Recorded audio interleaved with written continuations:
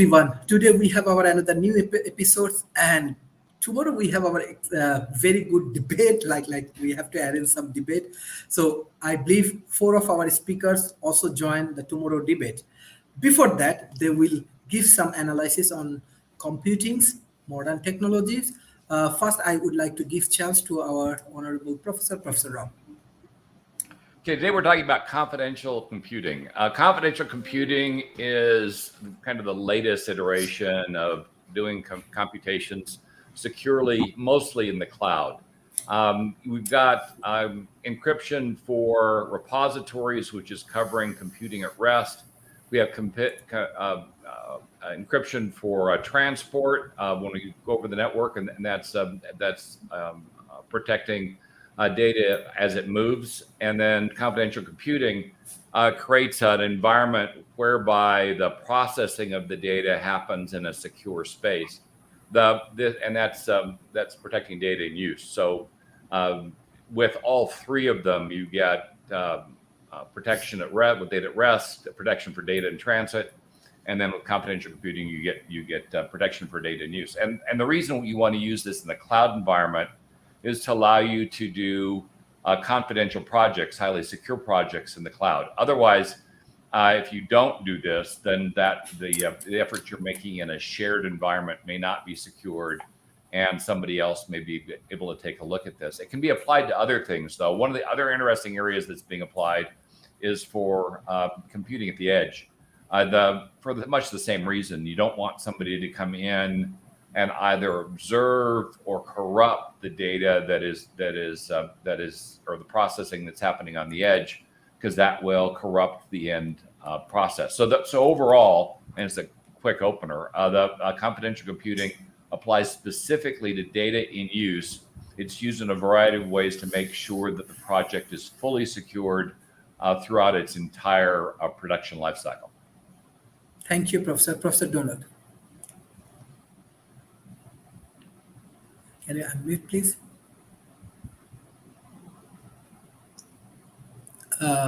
Professor Donald, can you unmute, please?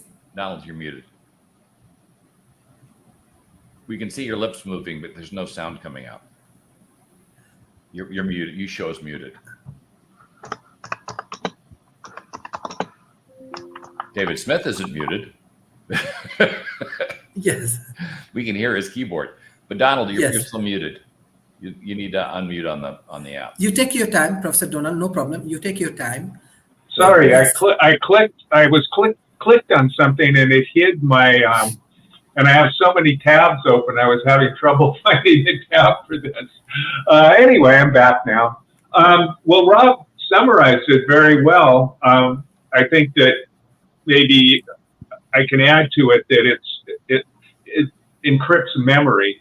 It's kind of funny, like I tried to install Windows 11 on my computer and it bitched because I haven't got a TPM module. And the TPM module is an additional chip that does the encryption so that it encrypts things in memory. Every time you encrypt something, there's overhead. So they needed to make a separate chip to make it fast enough to be able to not slow your computer down too much. It slows it down a little. But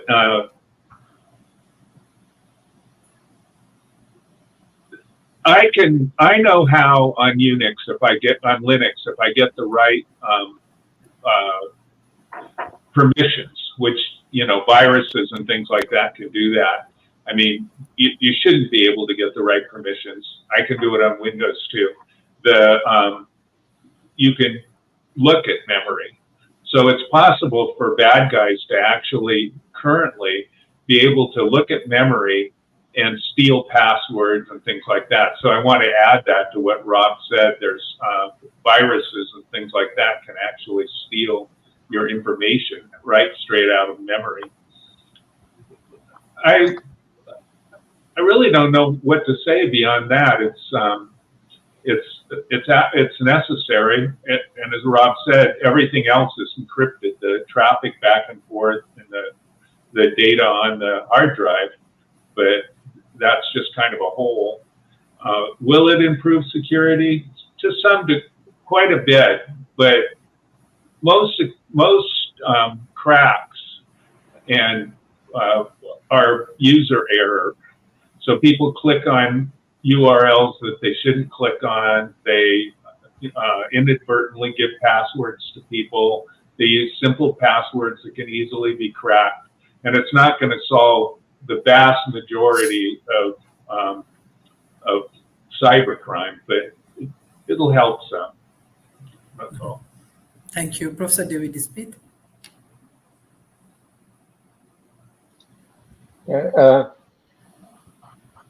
industry has been trying to solve the problem of how do you protect data, how do you protect processing for quite a while.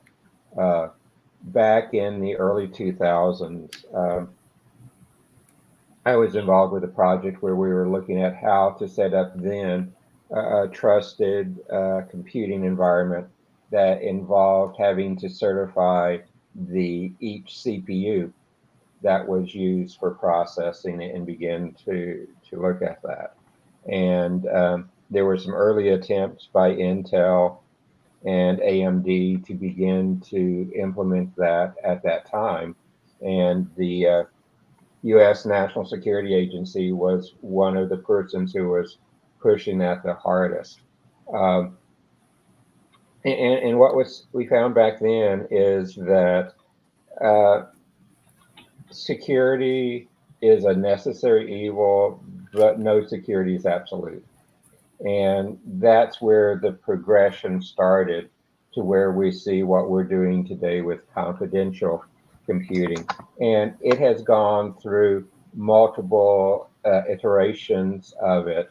And you see some of the same type of players coming back and working through them at this time. What is interesting to me about confidential computing is you've got some of the technology heavyweights, such as Alibaba, AMD, ARM, Facebook, Google, IBM, Intel, Microsoft, Oracle, VMware, and others really pushing this standard pretty hard. And some of those already have confidential computing products for sale and that are being used on there. And I can go and get confidential computing in multiple clouds today, primarily from our side at Microsoft and Google today some. But you see it coming and you see it's going. The trusted execution environments, which is really some of the core down for confidential computing, really looks at how to put a security area for code and data. And the trick to making it work today is how does it manage the other facilities necessary to support applications, really regardless of the rest of the system. And so it's an isolated execution environment. So I guess a good way to think of that is it is a secure area of the central processing unit. And then the TEE's part of it is the encryption method, which removes any unauthorized outside access and views. And it has to do this at very, very fast speeds to work within the environment because, as Donald said, any encryption adds overhead.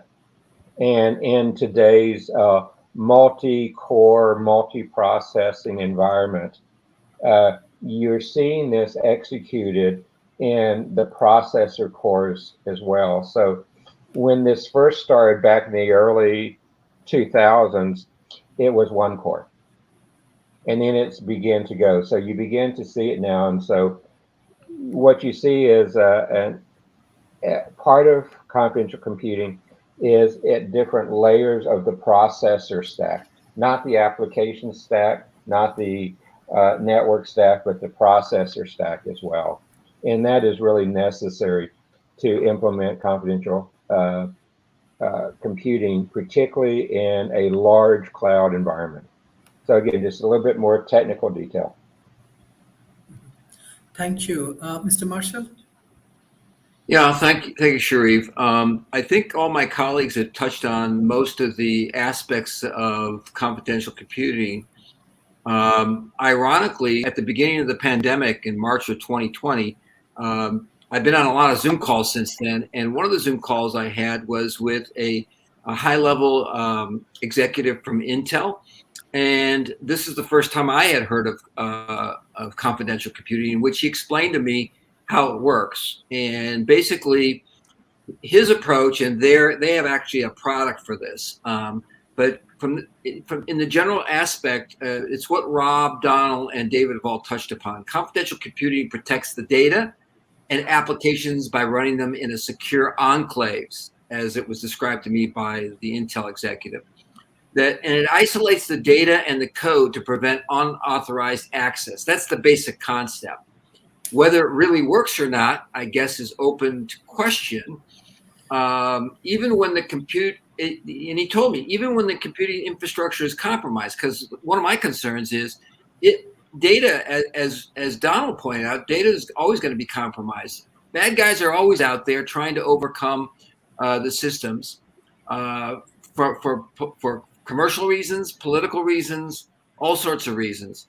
In our endeavors, we're running large systems in our joint ventures in terms of data, because we're processing data to say how much kind of waste are we processing, what types of waste are we processing, at what temperatures and what processing times are they running at. The machines do that. They also feed the data stream into that. And that's important data for us because it allows us to determine what kind of materials we're going to produce to help sequester carbon, improve soil health, and reduce air emissions, and improve water quality, by the way. So one of the things that is important about this is you want to keep that data confidential. But the fellow from Intel, he says they have a product called SGX. That's what they call it. I'm not promoting them per se, but he said it allows organizations to isolate the software and the data from the underlying infrastructure. That's why he approached me, because he knew that we might be in the business of acquiring something like this. So I might be a customer. And the underlying infrastructure is obviously the hardware and or the operating system. It's critical to understand that, because not everybody gets that. Some people think it's only the software. It also is, as I think Donald pointed out, you can attack from different angles. You can get somebody to click on a URL, and that's a user app opening. But you can also get through, as he said, through memory. And memory is generally resides in the hardware, not in the software, although there is an overlap. So I guess the big implication from our perspective would be the organizations can now run, according to him, according to Intel executive, sensitive applications and data on untrusted infrastructure, such as the cloud. The cloud is not trusted. If you think it is, you got another thing coming. You better look at what you're doing. And he was very open to this, that public clouds and other hosted environments are open to penetration. And this gives organizations greater control over the security and privacy of their applications, and at the same time allows the data inside and outside of their established security perimeters to be secure. So I guess that's the basic premise of how confidential computing works, according to this Intel executive. Whether it really works or not, I really am not the person to say. I can say that obviously if we were to acquire this kind of technology, and we probably will have to in some form or shape or form. I know that Linux has a community that follows this, but other than that, I'm not really sure of what of who should acquire it and when they should acquire it. It's something that has to be done like any other tool. You have to take it under advisement. You have to do a lot of testing and a lot of implementation at a structural level. Thank you. Professor Rob, what is confidentiality in cloud computing? If we give a proper analysis for our audience, confidentiality in cloud computing. Well, that's kind of what we're talking about. That's how confidential computing is pretty much mostly targeted is for cloud environments. So take, for instance, if you had two companies, one company had raw data, another company had proprietary processes that could be used on that raw data. You'd use confidential computing to allow the two things to work together without either company seeing the other company's proprietary stuff. And so you could have a cloud project between two companies that would provide a result that both companies could see, but the company that didn't have the data wouldn't be able to see the raw data, and the company that didn't have the processes wouldn't be able to see the process the data was being processed by. And the end result is that then you can have two people that don't or may not be able to, say it's medical data. There may be laws to prevent, for instance, a medical institution in Europe from sharing raw data with an analytical firm in the United States or China or someplace like that. But they still want the analysis because they want to see, say, COVID patterns or something. And so these two companies could use confidential computing to process the raw data without violating those rules and regulations. In fact, you can even have laws like the U.S. does that protect processes from going to China, for instance, and you could still do this analysis without breaching those laws because the process never goes to China, and China not wanting to share data with the U.S., the raw data never goes to the U.S., but then the two entities can share the results, again using it for something like pandemic modeling.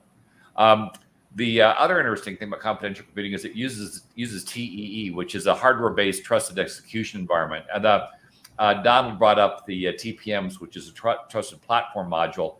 I used to be on the council for the Trusted Platform Association for a lot of years. And just to clear up the one thing, only because I've dealt with it myself, any machine that's built in the last 5 years either has a physical TPM or has a virtual TPM. And actually, I found with Windows 11, it likes the virtual TPMs better than it likes the physical TPMs. But be aware that Intel and AMD name their virtual TPMs different. And so you've got to pick something that's other than the hardware TPM, and Windows 11 will load. You can also force load it. So which I just did the other day in my wife's machine, which didn't want to go by itself for any stretch of the imagination. So there is a path to getting Windows 11 on almost everything, but that path can be somewhat convoluted. But back to confidential computing. The underlying precept is really to kind of close that gap between data in transit, data at rest, and data under process, and it's closed the final door. Because as Donald pointed out, once the data is in memory, if you're not using confidential computing, you can then access the data there because you can't process the data while it's encrypted. You have to decrypt it in some way, shape, or form. You can use federated data also to solve some of the same problems, but this really kind of closes that encryption loop. As far as it being secure or not, it really depends on how protected your keys are. If somebody does escalation of privilege or hacks passwords and IDs or whatever, and can get access to the keys, then yeah, they'll be able to access the data at rest, data at transport, and data in use. So everything is as secure as your least secure element, which is often the case with regard to any encryption scenario, and recognize long term that as we move to quantum capabilities, that virtually every encryption scheme we've got will become obsolete almost immediately as soon as quantum computers become viable and we can apply them. Right now, that we're only using quantum technology largely in simulation. We don't have enough qubits yet to run them in full production, but we're getting close. I think most of us think we'll be have quantum capability by about mid next decade, and certainly China's been jumping up and down claiming they've got that capability now. But it looks like to most of the folks that are far more advanced in quantum computing than I am, China's full of crap. In any case, technical term, this is really how you do safe, secure computing in the cloud. You need to secure all elements because the cloud is an open architecture to a large extent, and if you don't secure what it is you're doing, then access is almost assured. I remember the one big. Well, I was at a security event, and one of the other speakers was talking about a firm he was working with, and it was in the pharmaceutical environment, and And what had happened is two of the researchers had been given a job to research a new pathogen and actually a new cure. And they went to IT, and IT told them, we can provision you, but it's going to cost you $250,000 and take us 6 months to set it up. They went to a cloud provider, and they got the whole thing done for $2,500 in the cloud, and they won an award for saving money, and they got it done fast. They got it done in, I think, 4 or 5 weeks, so way below the 6 month setup time. And they got an award, which was a huge mistake for them, because the following day they were terminated because the data was not in a secure environment, and corporate policy required any data connected to pharmaceutical research to be secured, and their data was processed on a machine in Russia. So got award one day, fired the next. So this can allow you to do secure computing in a relatively unsecure environment, as long as you retain the keys. And that's really the benefit to confidential computing is it protects that last aspect of data that has not been well protected, data in use. Thank you, Professor Donald. Unmute here. No, I'm not muted. Yay. I love what everybody else has been saying. I want to add something else to it, which is that the way that trusted computing works now is it's one-off.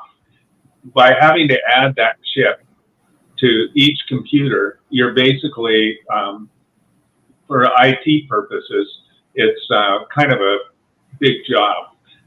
And I was happy to add the chip. The board that I have has a slot so that I can add a TPM chip, but I can't buy one.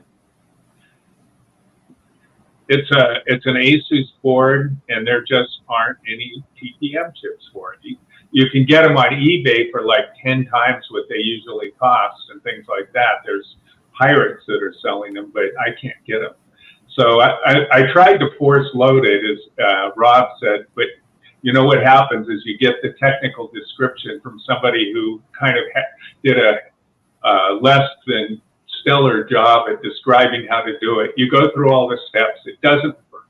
You look and find somebody else who's said it, and eventually you find somebody who's managed to do it. But it was not important enough to me to spend the time. I'll do that one of these days.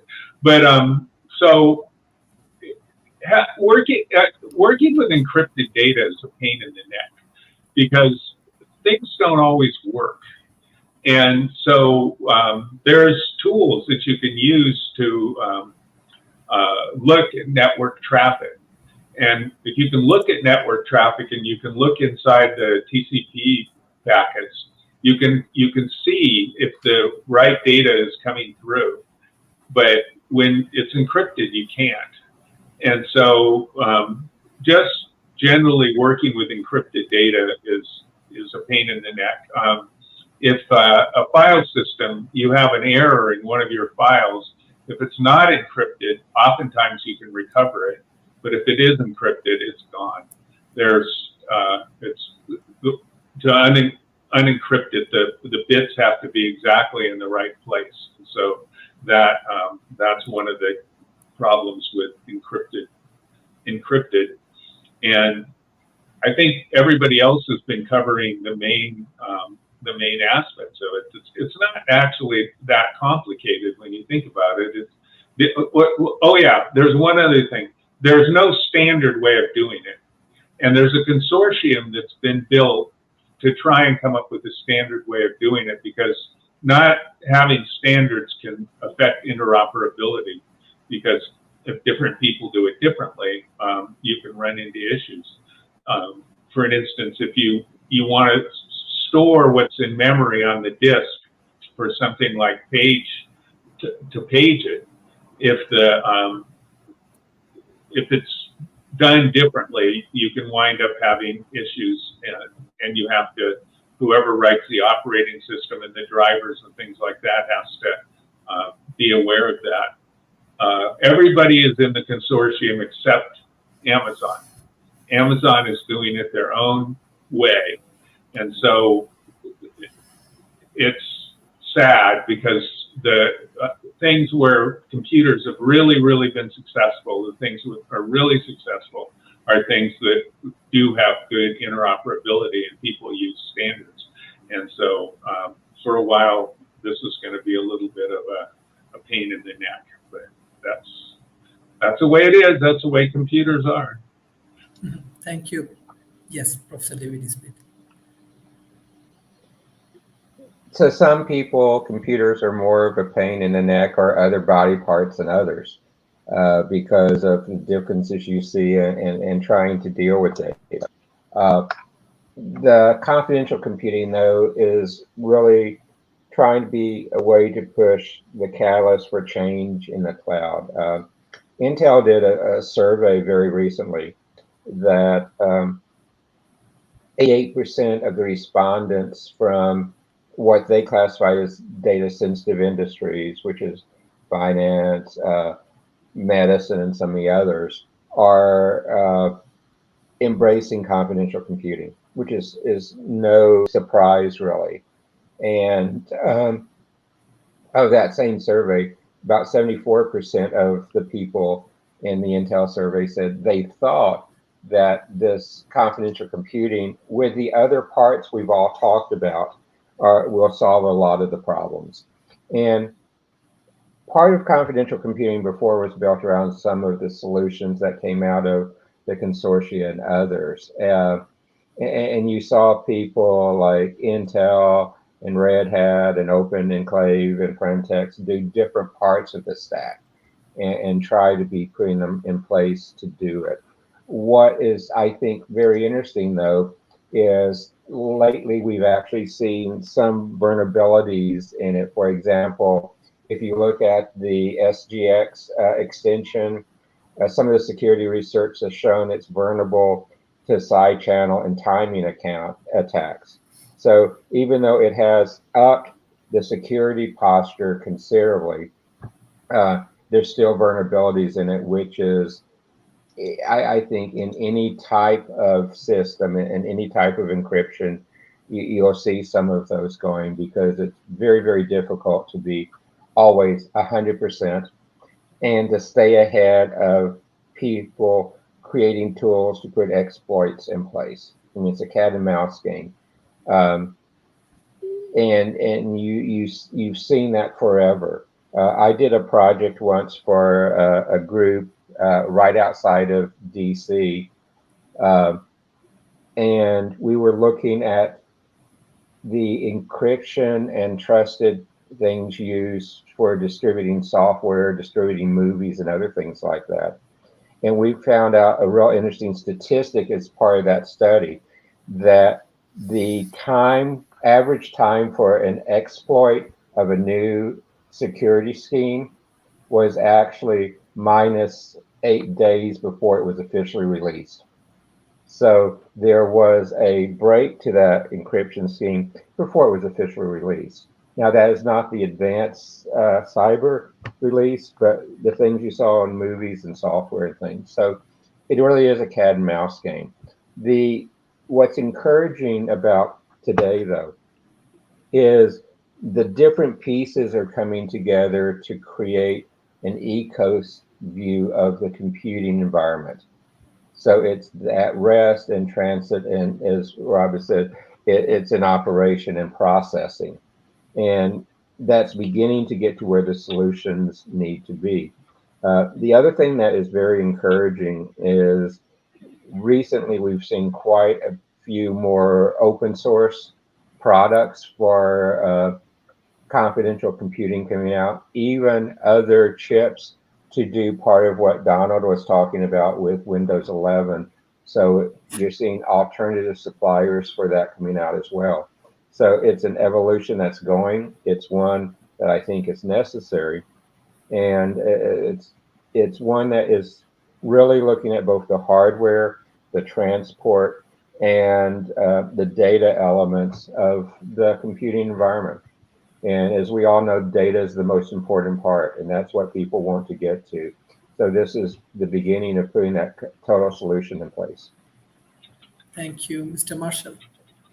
I think everybody's pretty much touched on a lot of topics about confidential computing. I want to bring a little different take on it because I'm probably the oldest guy on this panel. I'm 140 years old, so I remember the War of 1812. But basically, no, I'm only kidding, obviously. But another cultural thing is many of our viewers probably don't know this, but my fellow panelists will. They probably remember Mad Magazine with Alfred E. Newman as the character, and in that magazine, it was a farcical magazine, and part of it was a cartoon called Spy versus Spy, and it was always the one spy outdoing the other, and that's what we have here at Essence. Is there's always going to be a market for confidential computing to be improved and better encryption capabilities. When I was in the military a long time ago, for the War of 1812, of course, prior to radios. But when we got to radios and we were listening to transmissions on the radio, you could hear the other side. And if you understood their language, you could transmit what was going on. Since then, radio transmissions have changed. They've become encrypted, sort of like this concept of confidential computing. And they're using algorithms and cryptographic schemes that change by the nanosecond. So in other words, if you're transmitting a radio message to the other party and they have that key at the other end, as Donald was describing, and Rob and David were describing, if you have the key at the other end, you can hear what's going on and you can understand the transmission. The other side cannot. It's like spy versus spy. You can't hear what it sounds like, gibberish or a lot of static on the line. That's in the what I would call the wireless sensor network of today, and so we know it's being used in the military of all nations. We also know that as David pointed out, there's several other industries that require this type of sensitive capability of confidential computing. And as I indicated, obviously in environmental issues that we're involved in, it's important. Agricultural issues, as well as healthcare. In the United States, there's healthcare directives that you need privacy, and people are hacking these databases. And so, how do you prevent that from happening? And confidential computing is supposed to be one of the tools that we can bring to the table to address that. I know that the scheme in the military that they're building now has to do with what I said before was a certificate that's less asymmetric than key-based cryptographic schemes that were in the past. And so what's happening is they're using what's called elliptic curve cryptography and identity-based public key cryptography in the military to shorten the load on it, so you don't have this big load on the chipset or on the hardware software. But the military can afford that. Common industries and developing world nations don't have those kind of funds. So I think what David pointed out in his last comment is really key, is that what we're looking towards are the ability to bring cost-effective solutions in today's relevant environment. Obviously, as Donald pointed out and as Rob pointed out, these are going to change over time. There's always going to be somebody around the corner that's going to figure out how to penetrate one way or the other these public-based systems, either the cloud computing systems or not. But I just wanted to add the concept of where I've experienced it and didn't even think about it as confidential computing, but it was in its day. That's my take. Thank you. Before I go for the concluding remarks, I just want to share, because last week we arranged debate. Definitely this is one kind of scientific debate. Actually, all of our honorable board of advisor, they attend in the debate, and after that, for analyzing the debate, world famous speakers and scientists, Dr. David Levis and Dr. Adrian David Chiok, they also join in our forum after one day. So that was really very fruitful session. Tomorrow we have our another debate, as well as by this time we prepare our research papers, and we're gonna publish our paper uh, definitely through this, yeah. Yes, Journal of the Future Robot Life, and definitely all of our speaker, those who attend in this debate, they will be reviewer for the research papers. Uh, the editor definitely Dr. David Levy and Dr. Adrian David Chiox. Also, Professor Fred Philip also join in this kind of projects. Also, I just want to add March 22, we have very special episode with India. Actually, their Rotary Club as well as their governments actually supporting World Talent Economy Forum initiative. You know that India, especially southern part of India, they have water-related challenge. So, World Talent Economy Forum, definitely with all of our members, we are offering some solutions to southern part of India as well as we arrange dialogue. Also, we provide training around 3,000 students.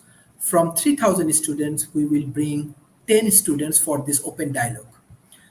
Because the youth community, they will be motivated because they can engage with this kind of world class speakers. They can learn from Professor Rob, Professor David Smith, Professor Donald, and Mr. Marshall. This will be a very good opportunity for the youth communities. And World Talent Economy Forum, basically we work with these uh, young people, and especially the Rotary Club of India. They are actually sponsoring the whole event. We are not charging any money, everything free, but arranging whole things, and they confirm that around 5,000 audience they will arrange for our session. And this is also our achievement. I believe that last 2 years, around 2 years, we are trying to adding values for the developing worlds, and the developing worlds, government, corporations, academy, they are recognizing all of your initiative. This is not only my personal achievement. This is our teamwork. Our board of advisors, they support us a lot. They attend in our event, and it become very popular. It become very popular in developing worlds, and they believe that through this dialogue and different kind of initiative can help to develop their economy, and in the COVID-19 situation it will be really helpful for them. Also, from Adelaide, they are also offering us a summit. Hopefully this year we will arrange summit in Adelaide, as well as in Malaysia. Sabah and Sarawak government, they are also offering a summit. So we want to arrange something in offline, but because of COVID, we have to go for hybrid model. Most of our speakers, they are from North America and Europe. So definitely, if they want, they can join, but they can join in online. That is the things more or less I just want to share. And side by side, I just want to add that by this time, we are adding around 3,800 students from developing worlds. Regularly, they utilizing our content for their educational purpose, as well as we are offering training for their career developments. So I can assure you, with your all of your initiative, your contributions, maybe in the future, in between 5 years, we can change 1 million people life minimum. More organizations, more NGOs and corporations and the government bodies, they are joining to World Talent Economy Forums. We need more of your support. Even the corporations, I know Professor Robs, Professor Donalds, Professor David Smith, Mr. Marshall, all of you have their own corporations. So we like more like World Economy Forums model. So if you want to offer any kind of solution for the developing world, I'm sure they are happy to support you and collaborate with you. We want to do more joint ventures and more good initiative, because dialogue is one part. Definitely, we want to take more actions. And I believe all of you are very capable to support our initiative in the developing worlds. So thank you everyone for joining today's session. Tomorrow we have debate. So you can decide who will be government and who will be oppositions. Tomorrow's topics, this house believes that technology can solve all problems. So who want to be the government? I can do either side of that one. So Excellent. everybody else. Yes, Professor David Smith. Same, I can do either side. Okay. Flip a coin. Okay, Mr. Marshall, you help us. flip the coin. Who will be government and who will be opposition? You help No us. worries. Yeah. I have a two-headed coin, gentlemen. So Okay. Thanks a lot. Okay. I'll be That's my government. I'll just be government. That just makes sense. Okay. Okay. Excellent. So Professor Rob is the governments, and Professor David Smith will be oppositions. Professor Donald, you want to go for Yeah. Yes. Yes, sir. I'll be the stupid government, but I'll do my best. Okay. It's always Okay. fun when you're government, Rob. Yeah. Okay. Okay. Professor Donald, you want to go for government or opposition? I'm mute. Professor Donald, he's muted. because He's because muted our and in the audience dark. really like your debate. Even the scientific journal. I think I'll team up with David and be the opposition. Mr. Marshall, then you have to go for government. I'm always just in support of my honorable Prime Minister Rob. So Okay. there, I Okay. salute him. Yes, even our debate become very popular. Even the scientific journals and everyone, they like our debate, our debating models. They want more research paper. Even our honorable speakers, if you want to contribute through this scientific journal, we are open for that, because we are also getting more support from different scientific journals, because our debate, I think, is very popular based on scientific approach. And I'm sure the academy also learning very interesting things. So, and most important thing, in the future, we want to see you in the parliament. I don't know, like, you can take your initiative, like Professor Rob or David Smith and Professor Donald and Marshalls. I don't know what's your plan, but I believe that from my side, I believe, because my father was a politician, my family, I am not, but I see you are a very, very potential politician. You are an asset for your country and for your people. So if you join in the real parliament, definitely in the developing world, we will invite you in the real parliament. But if you join in your country parliaments, it will be great achievement for your community. So dear audience, please join tomorrow's debate. I'm sure that the team, both of the team, government and opposition, they are very strong, and it will be very interesting. And those who want to join as a speakers, they also can join and as an audience. So thank you everyone for joining today's sessions. I directly want to go for the concluding remarks. First, Professor Rob. Well, simply said. Oh, before I start, Donald, in the private chat, I posted an article on the TPMs and the names for the Intel and AMD TPMs. And if you use the virtual ones as opposed to the real one, you probably get Windows 11 to load much faster. At least that's what finally worked for me. Anyway, back to confidential computing. Confidential computing closes, as I mentioned, closes the gap that was left after we encrypted the repositories and dealt with data at rest, and encrypted the network, which was data in motion or in transit. And the confidential computing is protecting the data in use. Yeah, this wasn't so much on our topic. That this was just to help Donald out, because he's having the same Windows 11 problem I did when I was having to install it on a bunch of machines. But you would think, by the way, since I'm wedded at the hip to the Windows group at Microsoft, that I would have had an easier time, but I did not. So you need all three elements to encrypt and protect the data that you're analyzing. It allows you to do things like collaborate across borders, collaborate across companies without compromising the intellectual property of any of the entities. It can work in concert with federated data, which does something similar, but mostly looks at just the data side as opposed to the processing side. And it is particularly useful on two elements of the emerging ecosystem of work in the cloud, the public cloud in particular, and processing at the edge, which we've talked about in the past. Those are the two areas that seem to have the greatest overall impact and where we are currently exposed. Thank you. Professor Donald, what's your concluding remarks? It's hard to cover anything that other people already haven't covered, but I just want to say to David, have you written writing device drivers is a pain in the neck no matter what you do. And when it's I was just saying that when it gets encrypted, it's a little bit more of a pain in the neck. I was just looking up the interfaces for the TPM modules and how you integrate it into the operating system, and it doesn't look too bad. So anyway, I think others have pointed out that the encryption is going to start being integrated into the chips, because there's no reason for it to be a separate chip. When I first started working with Unix, we worked on a system by Intel that had a separate memory management chip, because you couldn't run Unix without a memory management chip. It was actually a separate board. And then later on, I worked with a 286, which was probably the worst chip ever made. And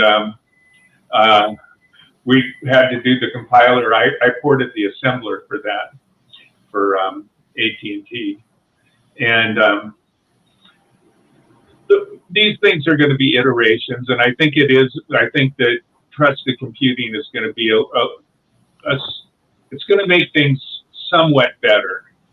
And as others have pointed out, we really have to have very, very secure data for bank, if we're going to put bank stuff in the cloud, medical stuff in the cloud, all of the kinds of things that we're doing now. And the cloud's the only thing that really makes sense, because you can't, it's hard to schlep around big giant servers from one place to another. And so we just kind of have to go down that path. And everyone, for a person that's listening to this, it's probably not going to affect you very much at the application level, but people who are interested in the system level, which is what I did for most of my career, you can look into it, figure it out. It's just an additional part of the operating system. So it's kind of fun and a pain in the neck. Both. Thank you. Yes. Professor David Smith. Well, Donald, you just helped me remember my favorite computer system I used, which was my old Sun workstation. I had one of those. And the Solaris used on it was my favorite Unix. And just don't get me on the IBM Unix of that time. But no, you're bringing back good memories. To me, though, as we talk about confidential computing, and even though we've talked about it in an earlier session, a key part of the stack when you start talking about confidential computing is also homomorphic encryption. And homomorphic encryption is really one of the things that, as you combine it with the three other elements we've talked about, really help complete that systems approach that Donald and Rob mentioned. So, kind of concluding remarks here, we haven't talked about the market size. Confidential computing in 2021 was about a $2 billion market. But this is the most interesting part of it, is that according to some forecasts out of the Confidential Computing Consortia with a market firm they had do the work, it's supposed to grow at a compound annual growth rate of about 90% in their best case, about 50% in their worst case through 2030. So a lot of things there, because we've seen the cyber risk, the regulations, the hacks, the ransomware, and everything begin to fall in and take about it. But part of the market study on this one also begins to say that banking, finance, insurance, healthcare, life science, public sector, and of course, defense and intelligence are really the biggest markets that you can see in here. But that legislators are beginning to look at confidential computing as a key thing to begin to regulate now across multiple industries where it's going. So my kind of concluding remarks is the total market for confidential computing is going to grow a lot. And we begin to see the awareness go up. It's going to jump even more. So they're going to be explosive growth backed by expanding regulations, demands for really looking at the whole breadth of the comprehensive security possibilities. You're going to see the hardware, software people really push it more because it's going to be a new revenue generator. And you're going to see, particularly as the confidentiality of data, because of the expansive growth of data. Because remember, we're doubling the data in the world every 2 years. And this is a tool to help protect that data that we're using to make really critical decisions we go. And data, I hate the saying that was coined, data is the new oil. I think that's not really there. What trusting computing does is it allows you to, in a secure manner, refine that oil, the data, into places that it has use where you can make strategic decisions, where you can make operational decisions in a secure, trusted manner. And that's really the key to these topics we've talked about, like confidential computing, trusted environments, nanomorphic encryption, and everything. It's the ability to make those secure decisions, those secure operation elements, and to have the operating elements that are necessary, particularly as you begin doing things where the hardware, software becomes advanced enough that you take humans out of the loop. And these are all necessary elements for us to move down that pathway. Thank you. Mr. Marshall, what's your concluding remarks for today? So I just want to pick up on what David said. He mentioned the CAGR, as we marketing folks like to call it, the compounded rate of growth, going from 2 billion and increasing by 90%. I think that is a significant piece of information that he shared with us. And it's not surprising in one way. If you think about it, COVID has definitely put a spotlight on the power of big data analysis. I mean, I've been locked down since 2020 of March, and I don't travel anywhere, whereas I used to travel all over the world. And it's almost a cliche that it has demonstrated the value of information. I'm talking about COVID, and the need to rapidly share and analyze data to save lives. That's a big deal. Especially in the developing world. It's really important. And now there are many other compelling use cases for data sharing that are being held back by the lack of the ability to protect that data and the privacy and security of different stakeholders. So what I think David brought to the table and everybody on this panel in this session is that confidential computing is the way forward. It's going to grow dramatically. And as David pointed out, 90% growth rate, that's almost unstoppable. It's like a big rock coming down the side of a mountain and becoming a boulder. So I think we're going to see tremendous growth in that area. But I also think that part of that growth has been accelerated because of the pandemic, but also it's going to continue on its way because of the, as I said, the spy versus spy approach to technology development and the way it works. So those are my concluding remarks. Thank you for having me on the program once again, Sharif, and thank you to all my fellow panelists. Thank you. Thank you for joining today. I know that tomorrow we have a big debate. So all of our parliament members, they have a lot of things. I know they have to take preparations and they have to develop strategy for their peoples. And see you tomorrow in our parliament debate. Thank you, Professor Rob, Professor David Smith, Professor Marshall. I think you are professor in practice, and Professor Donald. Yes, and all of you actually part of our School of Talent Economy, and our students also growing. So whenever you want, you can take your class. So thank you, bye-bye, and take care.